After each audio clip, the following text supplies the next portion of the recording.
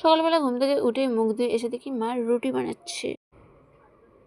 আর রুটিগুলো কিন্তু কত সুন্দর ফুলছে। তোমরা কারা কারা রুটি বানাতে পারো কমেন্টে বলো।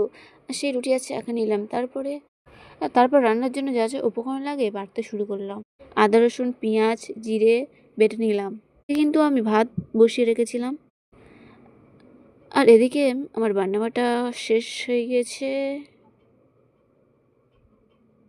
আর ভাত কিন্তু ফুটে গিয়েছে। আর এদিকে কড়াই বসিয়ে দিয়েছিলাম, কড়াইতে তেল দিয়ে দিলাম। আর আগে থেকে আমি মাছে হলুদ গুঁড়ো লঙ্কার গুঁড়ো নুন মাখিয়ে রেখেছিলাম। তারপর তেল গরম হয়ে যাওয়ার পর সেই মাছগুলো একের পর এক কড়াইতে দিয়ে দিলাম। কিছুক্ষণ পর মাছটা এপিট এপিট উল্টে দিলাম। তারপর মাছটি হয়ে গিয়েছিল, মাছটিকে তাই তুলে নিচ্ছিলাম।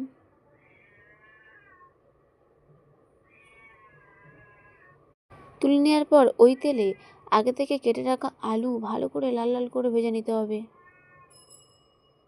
আলুগুলো দিয়ে দিলাম একের পর এক। তারপরে ভালো করে নাড়াচাড়া করতে হবে। ভালো করে নাড়াচাড়া করে লাল লাল আলু ভাজা হয়ে গেছে, তুলে নিলাম। তারপর কড়াইতে সরষের তেল দিয়ে তাতে ফোড়ন দিয়ে দিতে হবে। তারপর কেটে রাখা পেঁয়াজ দিয়ে দিলাম। ভালো করে ভাজার পর তাতে আদা রসুন বাটা পেঁয়াজ বাটা কাঁচা লঙ্কা চেরা নুন হলুদ গুঁড়ো লঙ্কার গুঁড়ো গরম মশলাগুলো দিয়ে ভালো করে নাড়াচাড়া। এর থেকে তেল ছাড়া শুরু করবে। আর এই দেখো ভালো করে তেল ছাড়া শুরু করে দিয়েছে। এতে আগে থেকে লাল লাল করে ভেজে রাখা আলুগুলো দিয়ে দিতে হবে। দিয়ে ভালো করে নাড়াচাড়া করতে হবে।